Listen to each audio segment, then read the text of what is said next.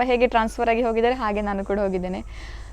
ಮನೆಯಲ್ಲಿ ಕೆಲವು ಸನ್ನಿವೇಶಗಳಾದ ಕಾರಣ ಅಲ್ಲಿ ಒಂದು ವರ್ಷ ತುಂಬ ಕಷ್ಟ ಆಯ್ತು. ಅಂದರೆ ನಾವು ಒಂದು ಆಗಬೇಕು, ಫ್ರೆಂಡ್ಸ್ ಇರಬೇಕು, ಟೀನೇಜಲ್ಲಿ ಆ ಥರ ಇತ್ತು.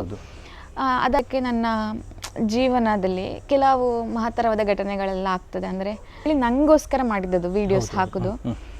ಅದು ನಿಮ್ಮ ರೀಲ್ಸಿಂದಾಗಿ ನಮಗೆ ಖುಷಿ ಆಗ್ತದೆ, ನೋವೆಲ್ಲ ಮರಿತೇವೆ.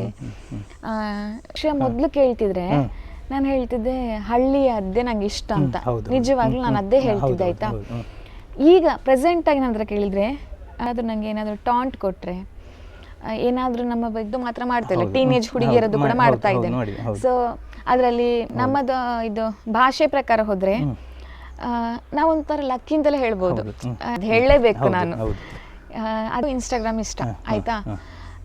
ಆಲ್ಮೋಸ್ಟ್ ಯಕ್ಷಕಳಾಗಿ ನಾನು ಏನು ಹೇಳ್ಬೋದು ಅಂತ ಹೇಳಿದ್ರೆ, ಈಗ ಅಂದರೆ ಈಗ ಎಷ್ಟೋ ಜನರು ಪಾಪ ತುಂಬ ಕಷ್ಟಪಟ್ಟು ಅದರಿಂದ ಏನಾದರೂ ಆಗಲಿ ನನಗೆ ಹಾಗೆ ಅಂತೆಲ್ಲ ಮಾಡ್ತಾ ಇರೋ ಎಂಥದ್ದು ಹಾಕ್ತಾರಲ್ಲ, ಇನ್ಸ್ಪೈರ್ಡ್ ಬೈ ಅಂಥವ್ರಿಂದ ಅಂತೆಲ್ಲ ಹಾಕ್ತಾರೆ. ಸೊ ಅಲ್ಲಿ ನನಗೆ ಒಳ್ಳೆ ಟ್ರೀಟ್ಮೆಂಟೇ ಸಿಕ್ಕಿದೆ.